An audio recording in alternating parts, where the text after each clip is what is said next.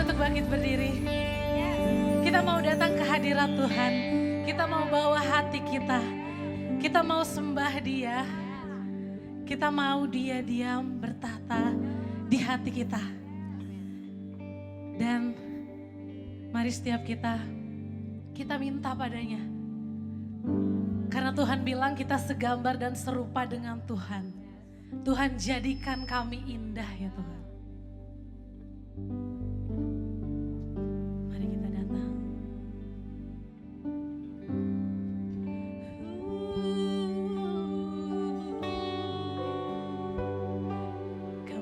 Kami padamu. Kami bawa hati kami.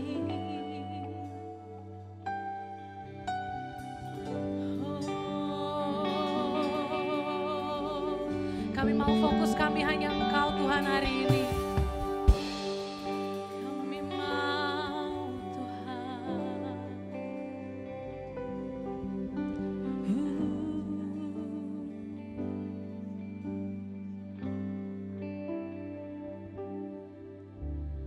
Ku datang ya Bapa dalam kerinduan.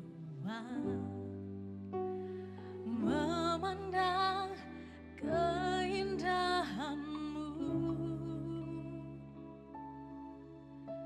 ku berikan segalanya, semuanya yang ada. Ku ingin menyenangkan hati-Mu, oh Tuhan. Sama-sama. Jadikan aku indah yang Kau pandang mulia, seturut karya-Mu di dalam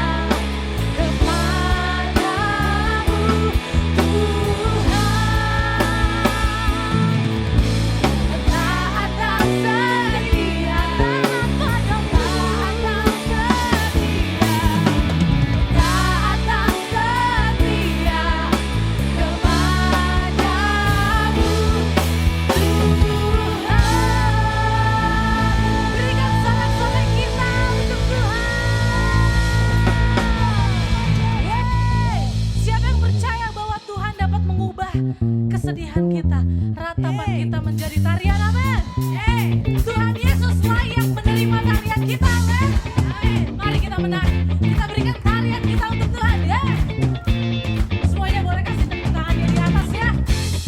Put your hands up, Jesus.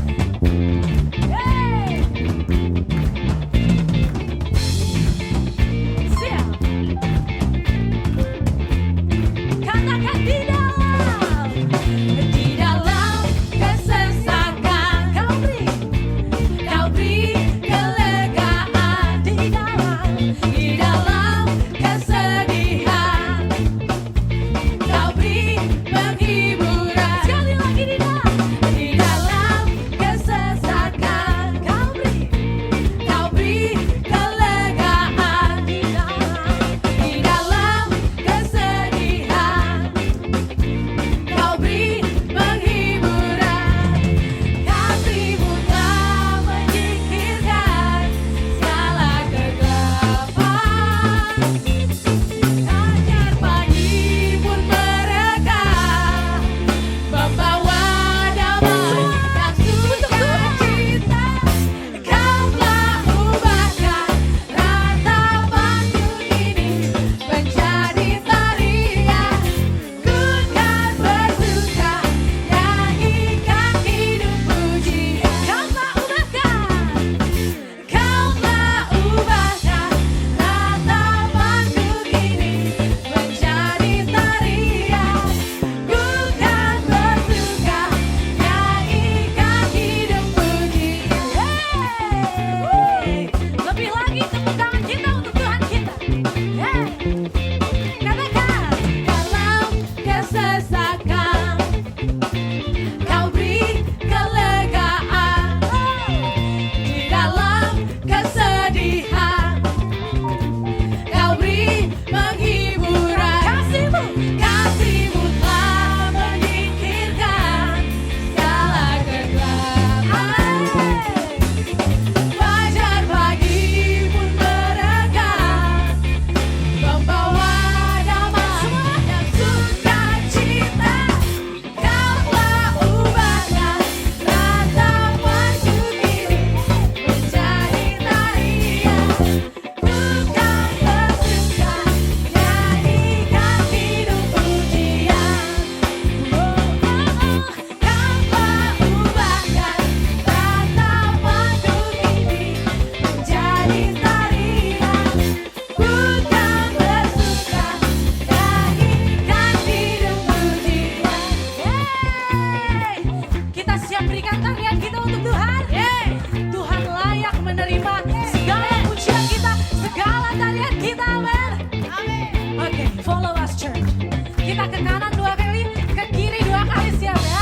Oke, 1, 2, 3, 4. 2 kali, ke kiri 2 kali. Lagi. Haleluya. Katakan di dalam kesesakan kau beri kelegaan, di dalam kesedihan kau beri penghiburan. Kita di dalam kesesakan, angkat tangan kita untuk Tuhan. Kau beri kelegaan, amin. Di dalam kesedihan kau beri penghiburan. One more time for Jesus. Di dalam kesesakan kau beri kelegaan, di dalam kesedihan kau beri penghiburan. Kasih-Mu telah menyingkirkan segala kegelapan. Fajar pagi pun merekah, membawa damai dan sukacita. Kau telah ubahkan ratapanku ini menjadi tarian. Ku kan bersuka,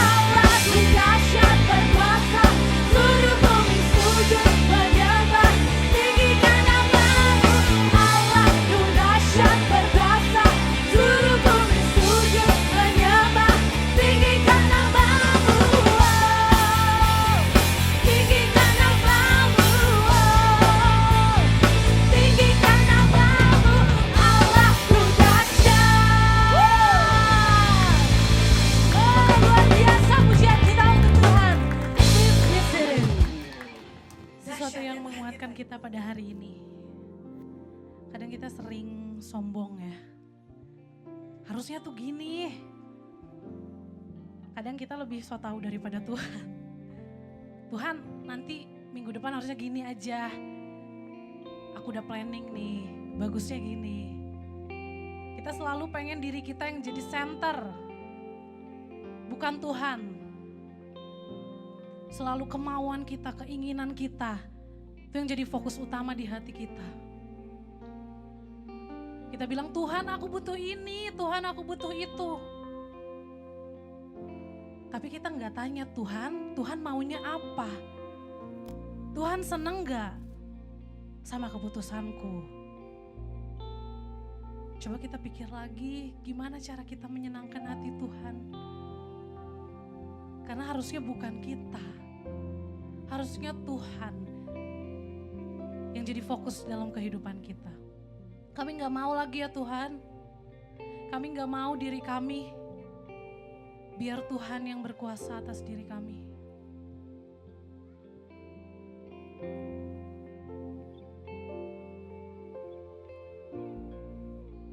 Kami mau hormati keberadaan Engkau di hati kami. Bertahtalah Tuhan di hati kami. Kami gak mau cuman hari ini Tuhan. Gak cuman sampai besok. Sampai selama-lamanya kami pengen setiap kehidupan, setiap keputusan yang kami ambil, semua itu untuk kemuliaan-Mu saja. Karena hanya Engkau yang layak menerima segala pujian, segala kemuliaan ya Tuhan. Gak ada lagi yang lain. Mari jemaat kita sama-sama bangkit berdiri.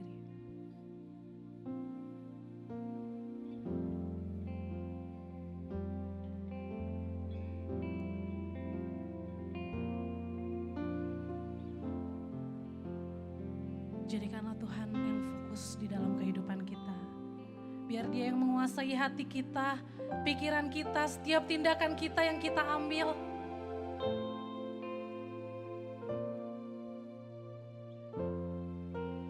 Karena Dia yang tahu yang terbaik untuk kita. Maafin Tuhan kalau kita sering banget sombong, memegahkan diri kita yang paling tahu segalanya padahal enggak.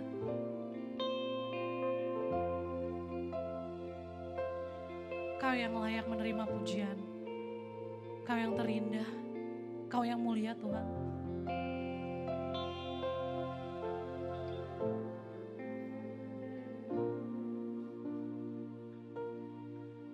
Kau sungguh indah tiada taranya, sungguh indah mengajukan.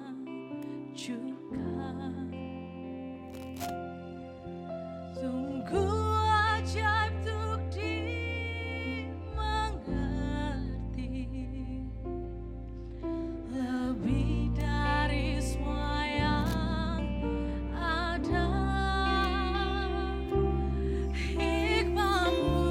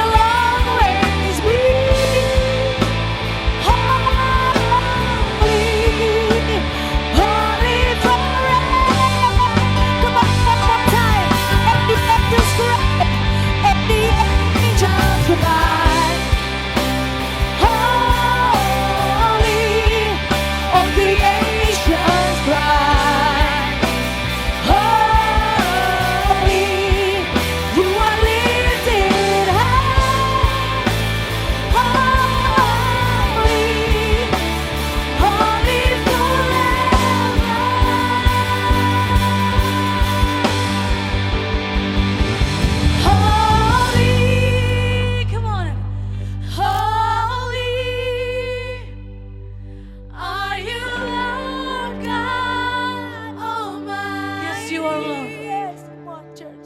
Sing it. What is the Lamb? What is the Lamb? You are holy, holy Jesus, holy. Are you Lord God Almighty? What is the Lamb? What is the Come on, one more time, Lamb? church. Sing it. You are holy, holy. Are you Lord God Almighty? What is the Lamb? What is the Come on, sing it Lamb? one more time. You are holy, holy Jesus, holy. Are you Lord God Almighty? What is the Lamb? What is the Lamb? You are holy, holy.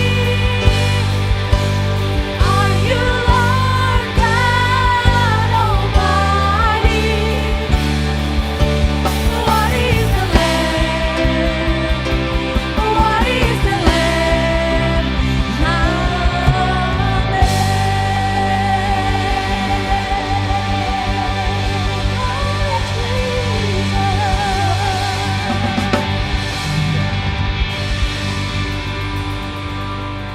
Kami percaya bahwa Allah yang kami sembah adalah Allah yang kudus. Allah yang bertahta dan bersemayam dalam kekudusan. Terima kasih Tuhan, terima kasih. Kami percaya hari ini Tuhan, ada pesan firman Tuhan yang kuat yang ingin kau sampaikan buat kami melalui hamba-Mu. Kami percaya Tuhan, kau akan berbicara dengan kami hati demi hati Tuhan. Sehingga apa yang kami terima hari ini menjadi kekuatan, menjadi rema, menjadi pengharapan, menjadi kekuatan ketika kami lemah Tuhan. Terima kasih Bapak, terima kasih, berbicaralah buat kami. Karena kami mau duduk diam, kami mau dengar Engkau berbicara buat kami Tuhan. Terima kasih Bapak, terima kasih. Hanya di dalam nama Tuhan Yesus Kristus kami mengucap syukur dan kami berdoa. Mari sama-sama katakan amin. Silakan Bapak duduk, Ibu kembali, duduk kembali maksudnya. Hari ini kita kedatangan satu orang pembicara yang luar biasa ya, yang berdampak dalam dunia pendidikan. Pembicara satu ini punya sekolah dan anak saya juga sekolah di sana. Dan yang saya senang, pembicara kali ini suami istri punya passion yang sama, punya kerinduan yang sama di dunia pendidikan. Dan tahukah Bapak Ibu, mereka tidak hanya sekedar membuka sekolah untuk mencari uang. Tapi mereka betul-betul terjun langsung dua-duanya, setiap hari ada. Kadang-kadang saya lihat kan yang punya sekolah ya udahlah jalan aja. Ada kepala sekolahnya, ada kepala yayasannya, sudah. Tapi saya tahu hati mereka untuk jiwa-jiwa anak-anak dalam dunia pendidikan. Untuk itu gak lama lagi saya panggilkan Ko Sandi Triasa. Silakan Ko. Thank you. Haleluya. Terima kasih ya Bro Irfan ya.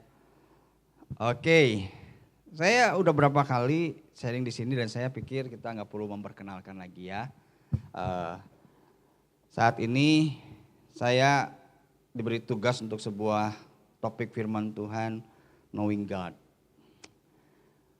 Siapa di sini yang sudah kenal Tuhan atau terima Tuhan lebih dari 5 tahun, angkat tangannya. Wah lebih dari, wah luar biasa ya. Lebih dari 10 tahun? Lebih dari 15 tahun ada? Waduh. Wah sudah mulai nih muncul para veteran muncul. Oke. Ya senang sekali ya kalau hari ini. Saya pengen benar-benar kita coba mengendapkan apa yang tadi di sharingan Ika. Keren banget tadi kamu share sesuatu. Saya belajar banyak di situ dan saya pikir khotbah ini gak akan lengkap tanpa sharing kamu tadi ya. Oke, nah saat ini kita belajar tentang satu tema Knowing God. Saya sudah bisa ditampilkan ininya? Slide-nya? Tadi kami sempat bergumul di belakang tentang tampilan slide ini. Ternyata tidak hanya gereja yang beda doktrin, PPT juga beda doktrin gitu ya. Jadi harus agak di-adjust. Oke. Kita bicara tentang ini dan saya pengen mengeksplor tentang sebuah topik perikop dalam firman Tuhan tentang ini. Gadis yang bijaksana dan gadis-gadis yang bodoh. Saya pikir kita semua udah banyak ngerti ya udah banyak tahu tentang perikop ini. Ada 5 gadis bijaksana, ada 5 gadis bodoh yang tertuang di dalam Matius pasal 25 ayat 1 sampai 13. Kita baca dulu satu-satu ayat firman Tuhan ini. Dan selama kita membaca, merenungkan ayat firman Tuhan ini, izinkan Roh Kudus mencerahkan kita. Izinkan Roh Kudus mengingatkan kita tentang apa yang Tuhan mau sampaikan melalui kebenaran firman Tuhan ini. Karena tadi benar bahwa dikatakan bahwa firman Tuhan itu bukan hanya berhenti sampai logos kita. Firman itu harus sampai jadi rema di dalam kehidupan kita. Di mana firman itu akan memberikan kehidupan. Tidak hanya jadi pengetahuan. Kalau kita ngomong tentang hari-hari ini di negara-negara maju yang dulunya ngaku sebagai negara Kristen. Di mana founding father-nya bilang di dalam mata uangnya bilang in God we trust. Waduh. Kurang Kristen apa mata uangnya ada kata itu. Tapi kalau kita tanya hari-hari ini kekristenan di sana seperti apa? Mereka hanya menyimpan cerita kekristenan di buku sejarah saja. Mereka tahu tentang Tuhan. Tapi mereka gak mengalami Tuhan itu sendiri. Karena tadi benar bahwa pengetahuan firman Tuhan harus seiring dengan pengalaman firman Tuhan. Oke, kita akan baca yuk ayat firman Tuhan ini satu-satu. Pada waktu itu hal kerajaan sorga seumpama 10 gadis yang mengambil pelitanya dan pergi menyongsong mempelai laki-laki. 5 diantaranya bodoh dan 5 bijaksana. Gadis-gadis yang bodoh itu membawa pelitanya tetapi tidak membawa minyak. Sedangkan gadis-gadis yang bijaksana itu membawa pelitanya dan juga minyak dalam buli-buli mereka. Ayat 5, tetapi karena mempelai itu lama tidak datang juga, mengantuklah mereka. Semua lalu tertidur. Waktu tengah malam terdengarlah suara orang berseru, mempelai datang, songsonglah dia. Gadis-gadis itu pun bangun semuanya lalu membereskan pelita mereka. Gadis-gadis bodoh berkata kepada gadis-gadis yang bijaksana, berikanlah kepada kami sedikit dari minyakmu itu, sebab pelita kami hampir padam. Tetapi jawab gadis-gadis yang bijaksana itu, tidak. Nanti tidak cukup untuk kami dan untuk kamu. Lebih baik kamu pergi kepada penjual minyak dan beli di situ. Akan tetapi waktu mereka sedang pergi membelinya, datanglah mempelai itu dan mereka yang telah siap sedia masuk bersama-sama dengan dia ke ruang perjamuan kawin, lalu pintu ditutup. Kemudian datang juga gadis-gadis yang lain itu, artinya gadis-gadis yang bodoh itu, dan berkata, Tuan, Tuan, bukakanlah kami pintu. Ayat 12-13 ini yang memberikan sebuah teguran buat setiap kita. Tetapi ia menjawab, aku berkata kepadamu, sesungguhnya aku tidak mengenal kamu. Karena itu berjaga-jagalah, sebab kamu tidak tahu akan hari maupun akan saatnya. Jadi dari perikop ini memberikan sebuah gambaran pada kita. Saya temukan ada 5 kesamaan paling tidak dari 10 gadis ini. Kesamaannya apa saja? 1. 10 gadis ini sama-sama menantikan kedatangan mempelai. Setuju nggak? Setuju ya? Bahwa mereka tuh ada di dalam sebuah event yang sama, sebuah momen yang sama, bahwa mereka sedang menantikan mempelai pria itu datang. Artinya apa? Bahwa pada saat itu mereka tidak berbeda pemahaman. Mereka tidak berbeda keyakinan. Mungkin juga mereka tidak berbeda doktrin mereka. Tidak beda dengan itu. Mungkin juga mereka tidak beda gereja. Bisa jadi. Semua yang di sini. Semua sama. Tidak beda dengan hal itu. Mereka sepakat dengan satu hal ini. Mereka datang berkumpul untuk menanti kedatangan seorang mempelai pria. Dan yang kedua, 10 gadis itu sama-sama membawa pelita yang sama. Mereka satu pemahaman bahwa mereka berkumpul untuk menantikan datangnya mempelai pria. Yang kedua, ke-10 gadis ini sama-sama bawa pelita. Tidak ada di situ 5 kelompok wanita yang bawa pelita, yang 5 kelompok lagi enggak, sama-sama. Di situ saya renungkan apa yang menjadi gambaran dari maksud makna dari sini. Saya dapat pengertian begini. Hari-hari ini mungkin kita banyak kesamaan ya, punya aktivitas datang duduk di sini sama tuh. Duduk di gereja yang sama, duduk dengerin khotbah yang sama, duduk nyanyi lagu yang sama, di tempat yang sama-sama semua. Bawa semua, bahkan mungkin pelayanan di dalam pelayanan bersama-sama. Semua aktivitasnya sama. Kita sama dengan hal itu. Dan yang ketiga, 10 gadis ini sama-sama tertidur. Jadi orang yang punya pemahaman yang sama, keyakinan yang sama, sepakat dengan tujuan yang sama, aktivitasnya sama, dan mereka juga sama-sama tertidur. Artinya apa? Di dalam perjalanan kekristenan ini, ada kalanya kita sedang mengalami masa-masa padang gurun dalam kehidupan kita. Ada kalanya ketika kita sedang berjalan dengan kekristenan, kita ngerasa kekristenan kita kayaknya tuh Tuhan kok gak ngomong-ngomong ya. Kok beda ya, waktu dulu saya kalau doa tuh dijawab Tuhan. Saya bisa merasakan Tuhan seperti apa. Tuhan begitu menunjukkan kuasa dan mujizatnya dengan nyata dalam kehidupan. Kok hari-hari kayaknya nggak ada ya. Sama mungkin. Ada begitu banyak orang-orang yang mengaku diri Kristen, pengikut Kristus punya pergumulan yang sama hari-hari ini. Bahwa mereka sedang mengalami masa-masa kayaknya padang gurun di dalam kekristenannya. Kayaknya kekristenan kita tuh kayaknya flat. Sama. Bahkan dengar berita-berita yang, wah Tuhan begini, Tuhan begitu. Kayaknya tuh, ya iya sih. Tapi kayaknya kok gue gak ngerasain ya. Sedang tertidur tuh bicara tentang apa? Mungkin ada kalanya hari-hari ini kita sedang merasa jenuh dengan kekristenan kita. Capek. Capek lah. Semua kegiatan agama kita, semua kegiatan kekristenan kita hanya menjadi aktivitas rutin saja. Tertidur. Yang keempat, 10 gadis itu sama-sama mendengar suara tentang kedatangan mempelai di tengah malam.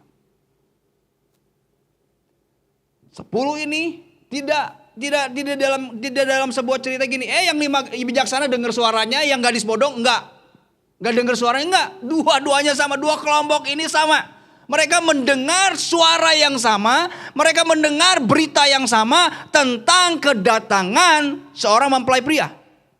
Sama. Tidak ada bedanya. Mereka sama di dalam hal ini. Dan kenapa di situ dibilang tengah malam? Tengah malam itu menggambarkan gini. Orang tuh kalau biasanya tengah malam tuh tempat atau momen di mana kita tuh lagi enak-enaknya tidur. Lagi asik-asiknya tidur. Lagi nyaman-nyamannya tidur. Tiba-tiba di tengah kenyamanan itu berita datang, bangun. Waduh, kagetnya minta ampun. Berita itu seperti mengagetkan kita. Di tengah-tengah lagi ngerasa asik, nyaman dengan dunia kita. Tiba-tiba berita kedatangan mempelai itu datang pada kita.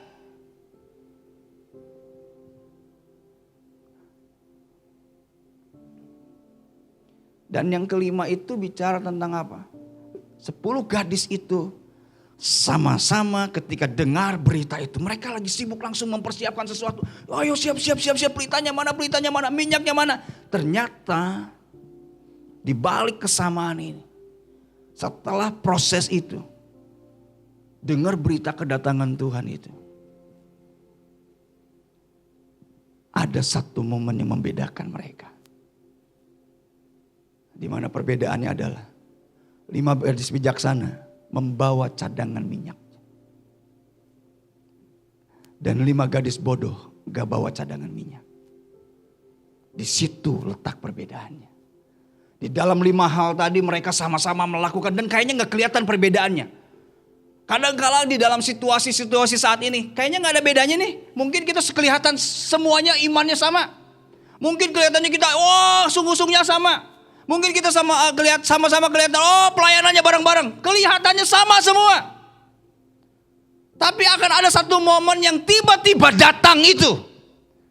Kita nggak tahu tiba-tiba datang itu datang dalam konteks apa. Tetapi yang tiba-tiba datang itu akan menunjukkan siapa kita yang sesungguhnya. Yang tiba-tiba datang itu akan membedakan mana yang gadis bijaksana, mana yang gadis bodoh. Yang tiba-tiba datang itu akan mulai memisahkan kita masuk dalam kategori yang mana. Ini yang seringkali kita miss dengan apa yang kita terima dari itu. Selama ini kita pikir kita sedang melakukan hal yang sama. Selama ini kita sedang melakukan aktivitas yang sama. Pelayanan yang sama. Semua agamawi kekristenan kita kerjakan sepertinya sama semua. Tapi akan ada satu momen yang tiba-tiba datang itu akan menunjukkan kekristenan jenis apa yang kita bangun. Iman seperti apa yang kita sedang kerjakan. Bisa itu masalah. Bisa itu kegoncangan. Banyak hal terjadi. Kalau kita ngomong pelita. Pelita itu adalah sesuatu yang terlihat oleh kasat mata kita. Pelita itu adalah sesuatu yang terlihat oleh mata kita. Karena itu ada di luar sana. Sama nih kelihatan nih. Semua kita kelihatan nih sedang beribadah. Sama. Kita lagi pelayanan semua kelihatan. Tetapi kalau ngomong minyak. Minyak gak kelihatan. Dia tersembunyi disimpan di balik pelita itu. Di dalam aktivitas yang sama. Ada sesuatu yang membedakan. Apakah pelita itu ada minyaknya atau tidak.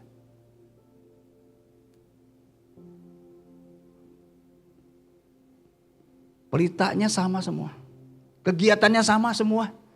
Datang, duduk, pelayanan semua sama. Tetapi ayat firman Tuhan ini memberikan gambaran tentang ada satu hal yang akan membedakan di balik semuanya itu. Di balik semua aktivitas yang sama itu akan ada sesuatu yang membedakan antara yang terlihat oleh kasat mata kita dan antara yang tidak terlihat. Dan kalau kita ngomong, Tuhan fokus yang mana sih? Tuhan mau fokus yang mana? Seringkali Tuhan menegaskan pada kita di dalam setiap bagian firman Tuhan, baik perjanjian lama maupun perjanjian baru. Tuhan selalu fokus kepada apa? Apa yang tidak kelihatan oleh manusia. 1 Samuel 16 ayat 7. Tetapi berfirmanlah Tuhan kepada Samuel, janganlah pandang parasnya atau perawakan yang tinggi, sebab aku telah menolaknya.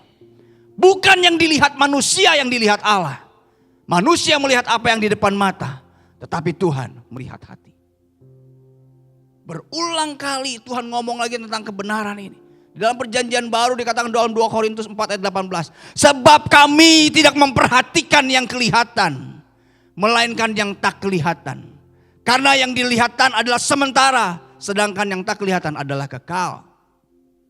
Coba kita renungkan tentang kehidupan kekristenan kita hari-hari ini. Kita sedang fokus membangun apa sih? Yang kelihatan manusia atau yang kelihatan oleh Tuhan?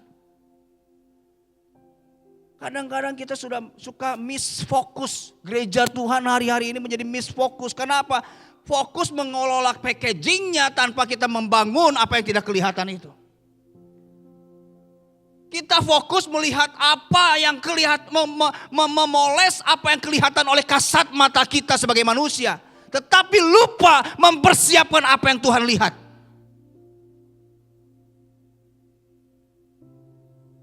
Kita lupa untuk mempersiapkan yang tidak dilihat oleh manusia. Padahal apa yang menjadi concern hati Tuhan? Tuhan selalu concern sama yang gak kelihatan loh. Tapi hari-hari ini manusia sedang didorong untuk membangun apa yang kelihatan. Kelihatannya begini. Seolah itu tuh menjadi, makanya hari-hari ini kan kita seringkali ada satu fenomena sosial, penyakit sosial. Yang namanya apa? Fear of people opinion. Ketakutan terhadap pandangan orang. Jadi hari-hari ini orang akan merasa takut. Oh takut nanti si itu lihat saya gimana ya. Oh nanti takut si itu lihat gimana. Takut si itu lihat gimana. Takut si itu lihat gimana. Pernah gak kamu khawatir tentang takut Tuhan lihat apa sama kamu? Pernah gak kamu worry Tuhan akan lihat apa sama kamu? Sementara kamu begitu khawatirnya kelihatan manusia jelek, begitu khawatirnya kelihatan manusia rusak, begitu khawatirnya ketika kelihatan manusia bobrok, tetapi kita nggak pernah peduli dengan apa yang Tuhan lihat tentang kamu. Coba cek hatimu saat ini. Coba cek kekristenanmu saat ini. Jangan-jangan selama ini lu mengerjakan kekristenanmu hanya sibuk untuk melihat kelihatan baik oleh manusia. Tanpa kamu peduli dengan apa yang Tuhan pandang tentang hidupmu.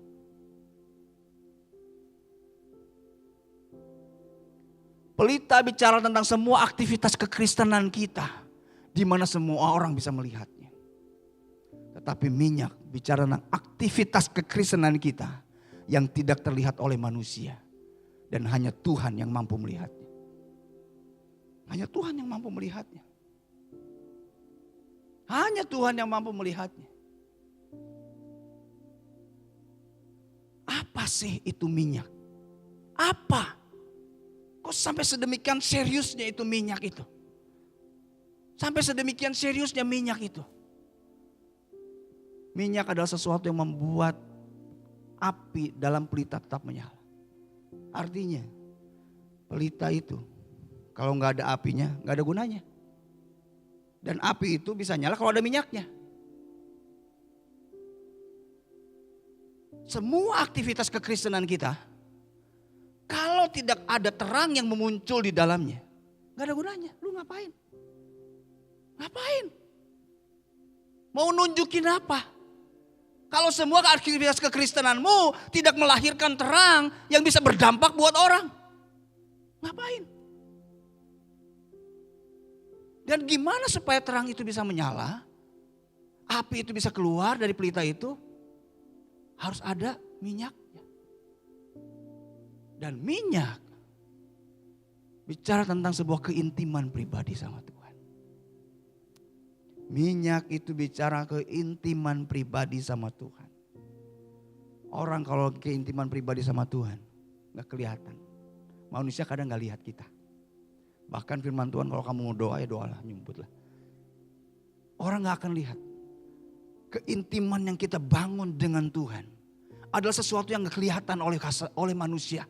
Yang tidak untuk dipertontonkan sama banyak orang. Keintiman itu bicara tentang momen di mana kita face to face sama Tuhan. Face to face sama Tuhan, kita belajar dengar Tuhan mau ngomong apa sama kita. Kita belajar minta supaya Tuhan tunjukkan apa yang Tuhan mau untuk saya lakukan.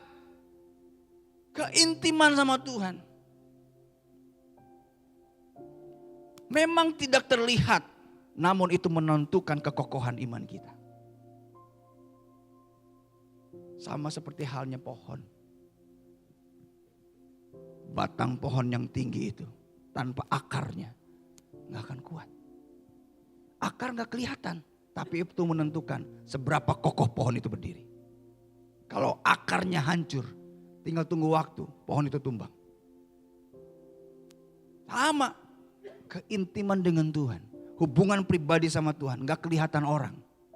Tapi itu menentukan kekokohan imanmu.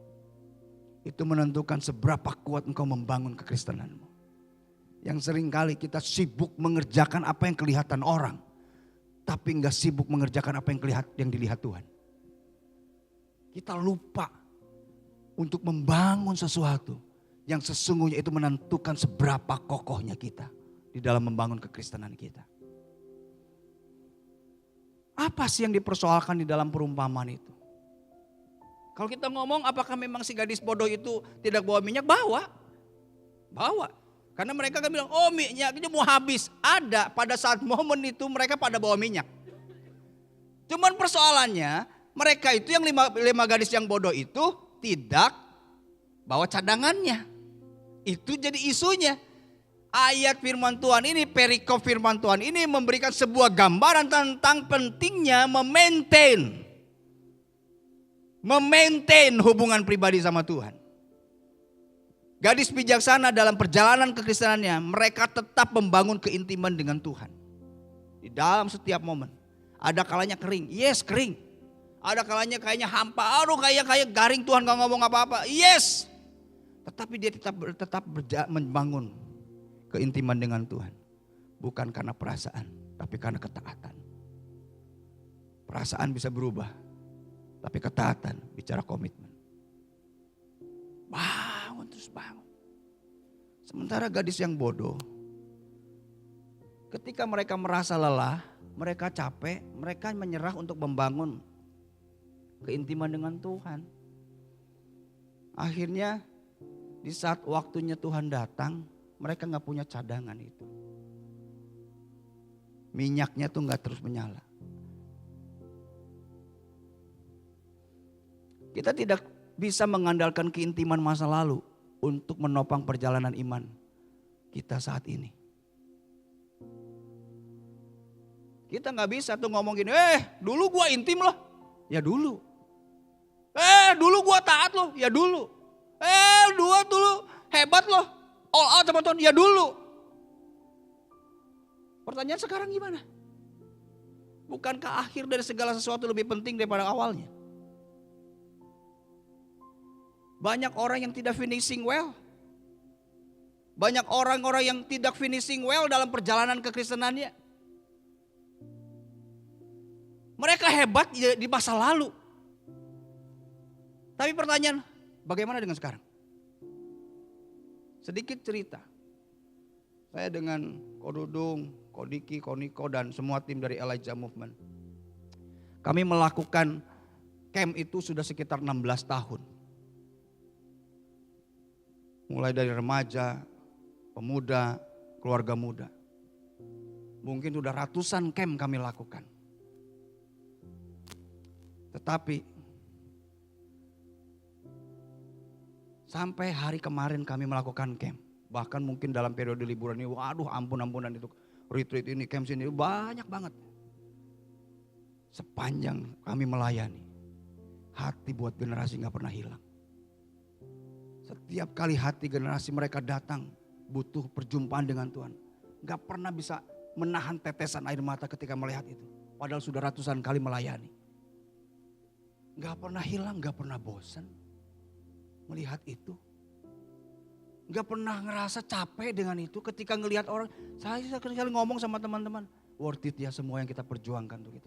Kita capek, kita keluar uang, kita keluar tenaga, kadang kita harus investasi waktu segala macam. Ninggalin pekerjaan segala macam. Tapi ketika ngelihat anak-anak berjumpa dengan Tuhan, anak-anak pulih dengan orang tua, kita bilang, gak ada artinya semua pengorbanan itu. Dan kami tidak pernah bisa menahan tetesan air mata melihat itu. Itu terus ada. Itu terus ada. Gak berhenti. Gak berhenti. Tapi coba kadang-kadang kita ngelihat hari-hari ini. Seberapa banyak orang-orang yang mengaku dirinya Kristen sedang ngerasa capek dengan semua aktivitasnya. Ngerasa lelah dengan semua kesibukan pelayanannya. Capek. Bahkan akhirnya melayani karena dijadwal saja. Datang ibadah ya karena gak enak lah nanti ditanyain gembala. Nanti dicari. Kalau gitu kita sedang dalam posisi apa nih? Coba cek. Tadi saya kenapa di awal nanya seberapa yang sudah 5 tahun kenal Tuhan, 10 tahun, 15 tahun. Dalam perjalanan iman kita, pasti ada satu momen di mana kita lagi cinta mati sama Tuhan. Benar kan? Ada masa di mana kita all out sama Tuhan. Tuhan ini hidupku Tuhan, pokoknya hidup untuk Tuhan aja. Ada momen-momen seperti itu. It's fine, baik. Tapi pertanyaannya, apakah api itu masih tetap ada sampai sekarang? Apakah api yang pernah kita alami pada saat kita pertama kali berjumpa dengan Tuhan masih ada sampai sekarang? Jangan-jangan kita seperti gadis yang bodoh itu. Sudah mulai mau habis apinya. Apinya sudah mau padam. Di tengah-tengah aktivitas kekristenan kita sudah gak punya api lagi. Udah tinggal nunggu matinya. Saya percaya gereja bukanlah kumpulan veteran iman yang selalu membanggakan kesuksesan di masa lalunya.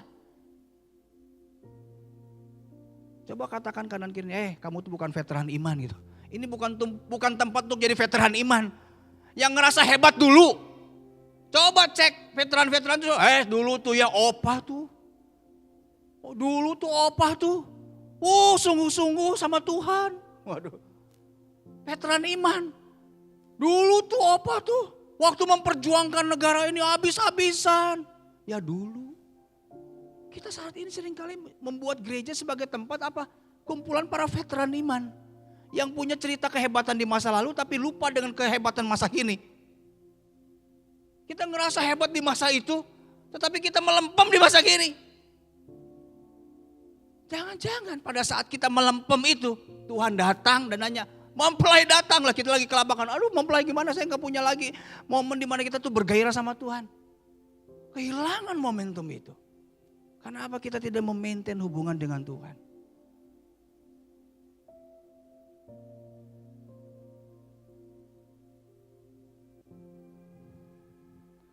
Kedatangan mempelai yang tiba-tiba dapat juga menggambarkan hari kematian yang bisa datang kapan saja.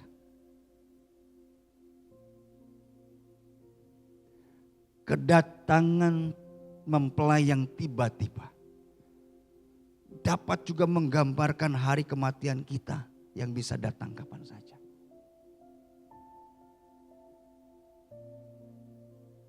Kapan saja itu bisa terjadi. Tapi pertanyaannya, di saat momen itu datang, masihkah Tuhan mendapati iman di hatimu? Tuhan gak cari aktivitasmu. Yang Tuhan zoom out, masihkah engkau punya hati yang menyala buat Tuhan? Masihkah engkau punya hati yang all out buat Tuhan?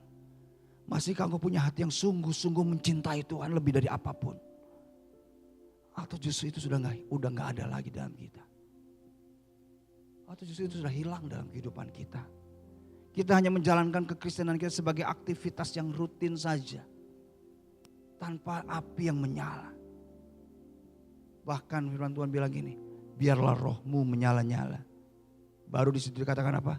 Dan layanilah Tuhan. Tapi hari ini apa yang terjadi? Banyak pelayanan dilakukan tanpa roh yang menyala-nyala. Akhirnya apa? Capek. Kan firman Tuhan ngomong, biarlah rohmu menyala-nyala dan layanilah Tuhan. Jadi bahan bakar kita melayani itu roh yang menyala-nyala. Tapi hari-hari ini ada banyak orang-orang Kristen yang melakukan aktivitas kekristenan kita yang dilakukan tanpa roh yang menyala-nyala. Pada ujungnya yang seperti ini, ujung-ujungnya capek. Blow up. Burn out. Dengan apa yang kita alami. Aduh.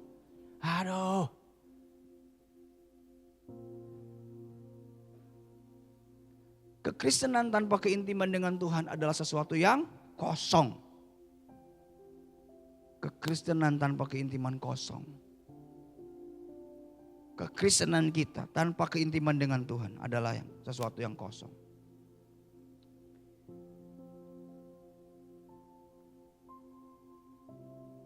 Pemain musik boleh maju ke depan. Ada sebuah reminder buat setiap kita. Tentang hal ini. Jangan jadi orang Kristen yang punya agamanya tapi gak kenal Tuhannya. Jangan jadi orang Kristen yang cuman punya agamanya. Kamu statusnya agama Kristen, yes. Tetapi lu gak kenal Tuhan lu siapa sebenarnya. Kalau tadi dibilang apologate itu dalam mempertahankan iman, kita belajar untuk mengenal Tuhan. Orang yang kenal Tuhan gak mudah digoyahkan. Yang mudah terombang ambing itu kan gak jelas aja kenal Tuhannya siapa. Tapi kalau kamu kenal Tuhan, lu gak mudah digoyahkan, lu gak mudah diombang-ambingkan. Mereka yang mudah diombang-ambingkan karena memang gak kenal aja siapa Tuhanmu. Nah banyak orang Kristen hari-hari ini ada cuma tahu statusnya Kristen tapi gak kenal Tuhannya siapa. Dari mana kita kenal Tuhan? Renungkan firman, alami kebenarannya. Jangan jadi orang Kristen yang punya aktivitas agamawinya tapi tidak memiliki keintiman. Tahu firmannya tapi nggak kenal suaranya. Kalau ditanya ayat ini, oh tahu ini ayat ini pasti ngomongin gini kan? Ini ayat ini semua tuh.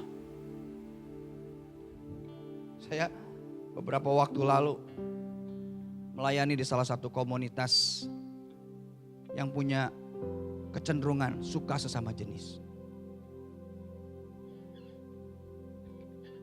Jadi beres dari situ ada seorang anak muda datang menghampiri saya sama istri sama teman Julius dan Faye juga di sana. Beres dari sana ada seorang anak muda datang sama saya. Kok mau cerita dong katanya. Kok baru kali ini saya bisa manggil Tuhan tuh papi katanya. Selama ini saya gak bisa panggil Tuhan papi. Karena saya punya masalah dengan urusan dengan papi saya. Padahal kok saya tuh 6 tahun jadi full timer di gereja besar di Singapura. Kalau kita sebutnya pasti tahulah namanya siapa. Gereja terbesar kok di sana. Kerjaan saya di sana apa kok? Terjemahin khotbah-khotbah pembicara-pembicara terkenal di dunia kok. Itu kerjaan saya. Jadi kalau ngomong khotbah sih inilah pendeta besar ini, udah molotov kok, itu kerjaan saya setiap hari sebagai full timer, saya terjemahkan itu kok. Tapi kok di balik semua pengetahuan saya tentang semua khotbah-khotbah pendeta-pendeta hebat itu, hati saya tetap kosong kok. Gak ada sesuatu yang membawa hati saya bisa bergetar untuk Tuhan. Bahkan untuk bisa ngomong Tuhan itu papi itu, baru hati itu katanya. Pas di camp itu. Saya baru kali ini kok akhirnya bisa bilang Tuhan tuh papi. Wow. Selama ini kemana aja? Lu ada di mana? Bukan lu ada di gereja yang puluhan ribu orang dan lu full timer di sana. Kerjaan lu dengerin khotbah, terjemahin khotbah. Tetapi semua pengetahuan itu kalau nggak ada hubungan sama Tuhan, mati. Mati. Ini dan ini harus bertumbuh bersama-sama. Cuman tahu isi ayatnya, tapi kita nggak pernah bisa kenal bagaimana suara Tuhan itu ngomong. Logos itu bicara tentang firman yang tertulis, tapi rema bicara firman yang hidup dalam kita. Banyak orang Kristen yang hanya mengejar penyediaannya, tapi nggak mengejar pribadinya. Jadi Kristen apa? Supaya saya dapat berkat Tuhan, supaya apa? Supaya saya keluarganya pulih, supaya saya ini, supaya ini. Semua penyediaan Tuhanlah yang dikejar oleh kita. Tapi pernah gak kita mengejar pribadinya? Mengejar pribadinya seperti apa sih? Ketika kita mau duduk diam di kamar, dengerin suara Tuhan ngomong, gak dilihat banyak orang, dan itu hanya kamu dengan Tuhan. Itu namanya kejar pribadinya Tuhan. Mengejar pribadinya Tuhan itu bicara tentang bagaimana kita belajar untuk memberi hati kita, hidup kita untuk Tuhan pakai seutuhnya.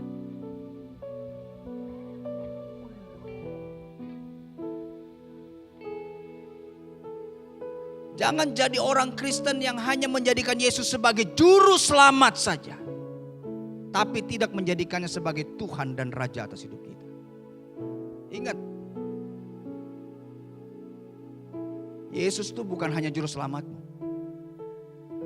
Yesus itu bukan hanya juru selamatmu, tapi dia Tuhan dan Rajamu. Apa artinya? Tuhan dan Raja itu berarti dia berotoritas atas hidupmu. Dia yang memerintah kamu.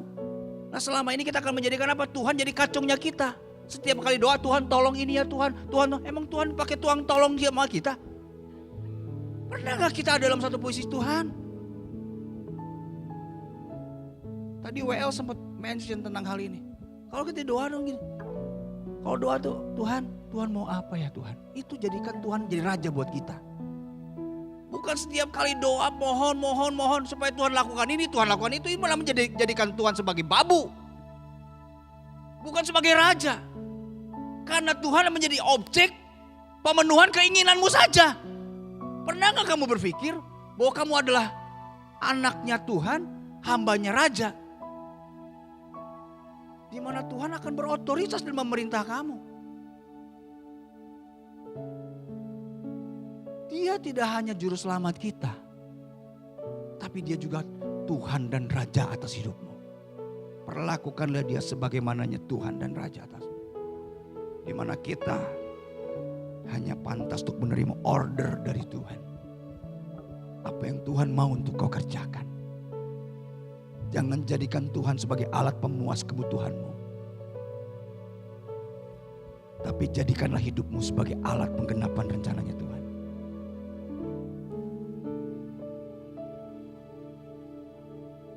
Keintiman akan membuat kita mengenal Allah. Dan mengenal Allah akan membuat kita dikenal Allah. Keintiman akan membuat kita mengenal Allah. Dan mengenal Allah akan membuat kita dikenal oleh Allah. Kalau kita kembali kepada ayat firman Tuhan tadi. Di dalam Matius pasal 25. Di ayat 12 dan 13-nya di situ dikatakan begini. Tetapi ia menjawab, aku berkata kepadamu.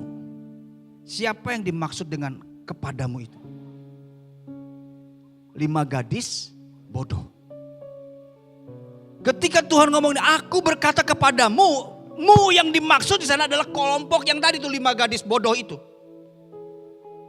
Siapa 5 gadis bodoh itu adalah mereka yang melakukan aktivitas kekristenannya tanpa keintiman dengan Tuhan.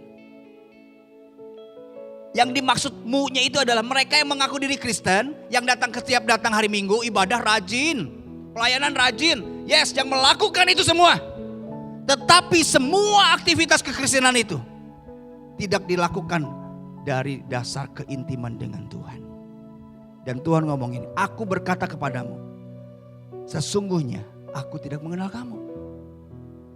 Hei, jangan-jangan itu menjadi teguran buat setiap kita semua nih. Yang sedang melakukan aktivitas kekristenan kita, tapi kita tidak sedang memperjuangkan, membangun keintiman sama Tuhan. Kita lagi ngerasa GR, kita sudah berkenan sama Tuhan. Padahal Tuhan bilang, aku berkata kepadamu, aku gak kenal kamu. Itu kepadamu itu bukan ngomong orang yang di luar sana. Enggak, 5 gadis bodoh yang menantikan kedatangan Tuhan yang sama, yang bawa pelita sama, yang lagi tidur sama. Sama, itu bicara tentang 5 gadis bodoh, berarti dalam konteks kekristenan kita saat inilah Tuhan lagi ngomong.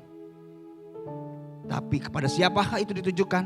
Kepada mereka yang punya aktivitas kekristenannya, tapi tidak punya keintiman dengan Tuhan. Dan Tuhan bilang, aku gak kenal kamu. Aku gak kenal kamu. So, biar ini menjadi sebuah perenungan buat setiap kita semua. Mengenal Tuhan itu baik. Tapi akan jauh lebih baik dikenal Tuhan.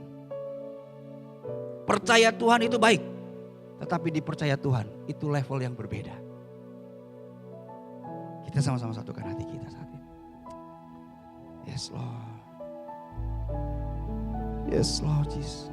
Mari kita tundukkan kepala kita saat ini.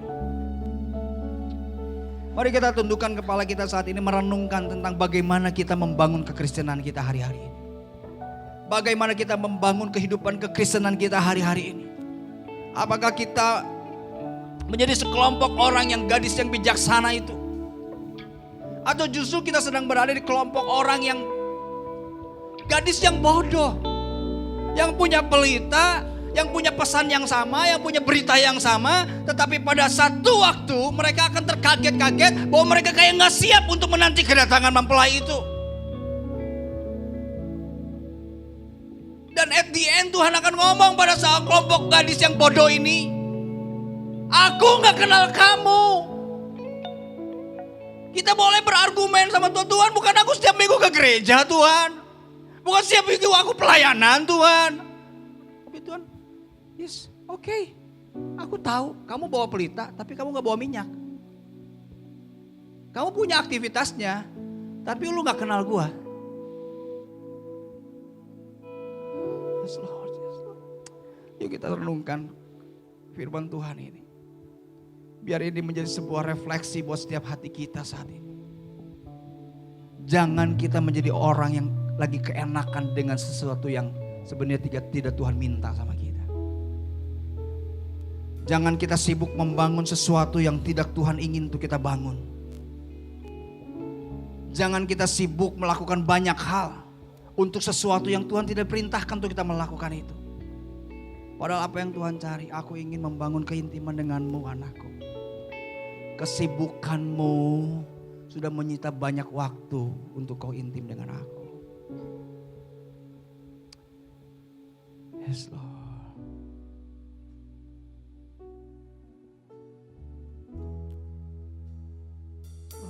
Selidiki aku,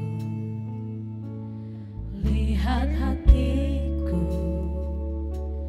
apakah ku sungguh mengasihimu, Yesus, Kau yang Maha Tahu dan menilai hidupku, tak ada yang tersembunyi bagimu. Selidiki aku, lihat hatiku, Yes Lord, yes Lord, yes Lord. apakah ku sungguh mengasihimu, Yesus, Kau yang Maha Tahu dan menilai hidupku, tak ada yang tersembunyi bagimu. Telah kulihat kebaikan-Mu yang tak pernah habis di hidupku. Ku berjuang sampai akhirnya Kau dapati aku tetap setia. Kita sama-sama bangkit berdiri. Telah kulihat kebaikan-Mu yang tak pernah habis di hidupku. Berjuang sampai akhirnya Kau dapati aku tetap setia. Telah kulihat kebaikan-Mu yang tak pernah habis di hidupku. Berjuang sampai akhirnya Kau dapati aku tetap setia. Kau dapati aku tetap setia. Tetap setia. Saya tergerak untuk berdoa untuk setiap teman-teman semua yang ada di sini. Saya nggak tahu apa yang sedang kau alami. Saya nggak tahu apa yang sedang kau pergumulkan hari-hari ini. Mungkin ada beberapa di antaramu yang hari-hari ini engkau justru lagi ngerasa bahwa ada sebuah pertanyaan di hatimu. Tuhan tuh benar ada atau enggak? Ada sebuah pertanyaan di hatimu, Tuhan tuh sayang sama aku atau enggak? Kalau ada di antaramu yang sedang mengalami pergumulan ini di dalam batinmu, taruhkan tangan kananmu di dadamu. Dan izinkan Tuhan boleh menjamah setiap keberadaanmu sehari-hari ini. Yes Lord Jesus. Kau melihat tangan-tangan yang tertaruh di dadanya Tuhan. Kau melihat tangan-tangan yang tertaruh di dadanya Tuhan. Izinkan Tuhan hari ini Tuhan, momen ini Tuhan. Kasih karunia Tuhan tercurah atas anak-anak-Mu ini Tuhan.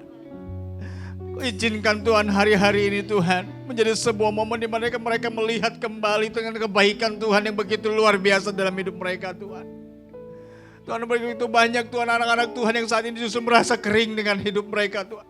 Merasa kering dengan kekristenan mereka Tuhan. Mereka tidak mengalami apa yang dinamakan hadirat Tuhan itu. Pada saat ini Tuhan Aba berdoa Tuhan. Jangan izinkan keadaan itu terus berlanjut dalam hidup mereka Tuhan. Kami mau Tuhan kembali Tuhan. Kembalikanlah Tuhan api itu Tuhan. Kami mau melihat bagaimana Tuhan itu nyata dalam kehidupan kami Tuhan. Bapak, Kami tidak mau terlalu asik dengan keadaan kami Tuhan. Sampai pada waktunya Kau datang kami terkaget-kaget Tuhan. Kami mau menjadi anak-anak Tuhan yang selalu siap sedia Tuhan.